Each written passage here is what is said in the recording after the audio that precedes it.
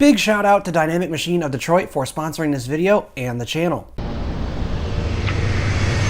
In today's video, I'm going to explain to you guys how to use cutter compensation for your turning tools on a turret lathe. I'm going to explain to you how this chart right here works, and we're also going to use a Batman figurine so you can understand how left and right compensation works. And on top of all that, you're also going to get a bonus topic. We're going to show you how comma A works. This allows you to input an angle into your program, and the machine will actually figure out the trig for you. As always, the program's down in the description below, so feel free to copy it and look at it as we go through everything in this video. And yeah, without further ado, let's get into it.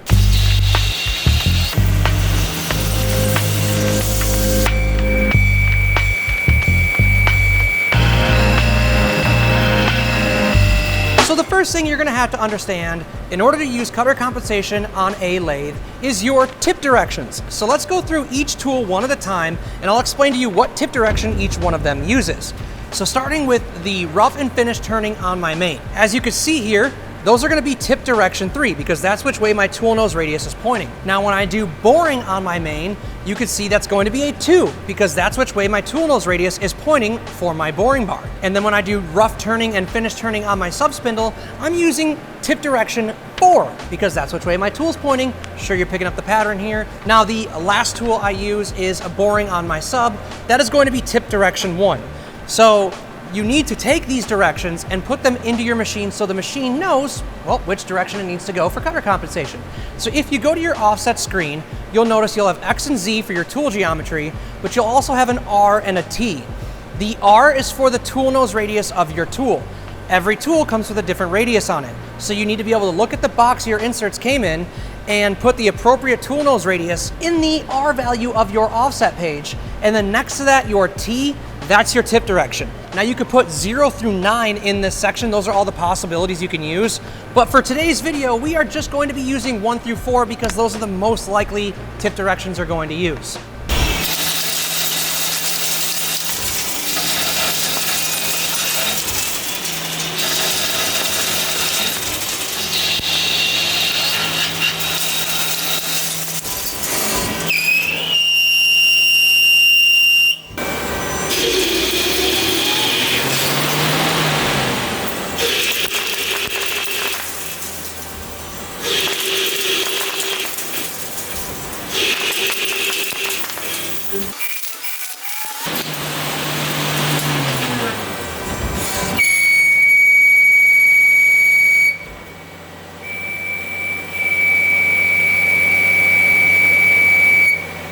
Before we continue on, I have a quick question for you, and that is, what would you guys like to see in these videos as far as topics or lessons or things you could learn? I'm more than willing to teach you, but I need to know what it is you, the viewer, want to learn. So down in the comments below, please let us know topics you'd like for us to cover, and eventually we'll get to them, hopefully. Back to the video. So now we need to introduce you to Batman. Batman is going to help us understand G40, G41, and G42. Now, G40 is just canceling cutter compensation. You always need to do this when you're done. If you don't cancel cutter compensation, all sorts of weird, wacky alarms and issues can happen with your machine. Always cancel cutter comp with G40. So G41 is going to be your left compensation, and G42 is going to be your right compensation. Now, what does this mean?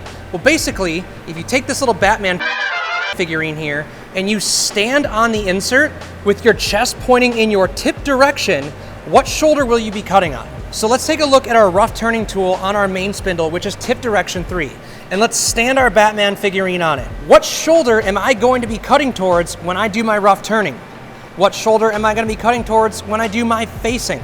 Yes, you need to compensate differently depending on which way you're going. So when I face off, I need to use G41 because I'm going towards my left shoulder. When I do my rough turning, I need to use G42 because I'm going towards my right shoulder.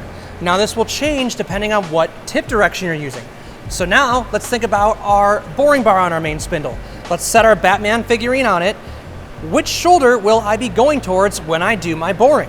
It will be my left shoulder, so I will use G41. All right, so now let's go over to our sub spindle side, where my turning work is going to be in tip direction 4. So if I set my Batman figurine on my turning tool for my sub spindle, which direction will I be going when I face off? Towards my right shoulder, so that will be G42 for facing off. when I do my OD turning work, I need to use G41 because I'm going towards my left shoulder. And then finally, for boring on the sub, if I set my Batman figurine on top of my boring bar, which way will I be going when I do my internal work? Towards my right shoulder. So that will be G42. You need to always kind of be able to imagine this when you're using cutter comp on a lathe, because that's just how it works. You need to be able to reference which shoulder will you be cutting towards based off your orientation to that tool. It's a little confusing, and it's why a lot of people don't use it, but it's super helpful for if you just want to get things right out of the gate and not guess numbers. Now, if you're using a CAM software, for example, SolidCAM, where I could just have the computer figure everything out for me, sure, that's great too. But not everyone has CAM software. So if you really want to get perfect geometry, then this is really the way to go. All right, we'll have to get pickup shots of all that. Okay, so we've gone over our tip directions, we've gone over left and right compensation, but there are certain rules you need to understand in order to use cutter comp. Rule number 1, your entry move has to be bigger than your tool nose radius. The machine is going to have to compensate for your tool nose radius when you activate it on the G41 or G42 line. So typically I'll just start out in space and I'll feed towards my start point, activating G41 or G42 with a move quite a bit bigger than my tool nose radius. Next rule, you can't just change directions while you're cutting. So if you're gonna be using the right-handed side of your tool nose radius, you can't just turn into your part and then say, oh, hey, I wanna go back and do something and turn the other way. You have to cancel cutter comp and switch to the other side of your radius if you're gonna switch your tool direction. Rule number 3 now is that cutter compensation, when you're doing turning work, can only account for one side of your radius or your tool nose radius. So if you want to do something on the left side of your radius and you're compensating for the right side of your radius, you're gonna have to manually enter in that math because the machine's only gonna be able to account for one side of your tool. So when you're doing things like undercuts, this is where this can get a little confusing because the machine's only accounting for the right side of your tool if you're using G42. So the 4th rule is you really always need to cancel cutter compensation. You could cancel it on some sort of rapid move. Typically what I'll do is I'll feed off the part and then I'll say G0, G40, XZ away from the part. So do your turning work and then wrap it away from your part and cancel cutter compensation with a G40. I cannot tell you how many people call me in a month asking for help because they're having weird issues on their machines because they forgot to cancel cutter comp with a G40. It will make everything do weird stuff. I mean, just like, it's like everything. Everything will be affected by this, so you need to cancel cutter compensation. And other than that, I can't think of any other rules.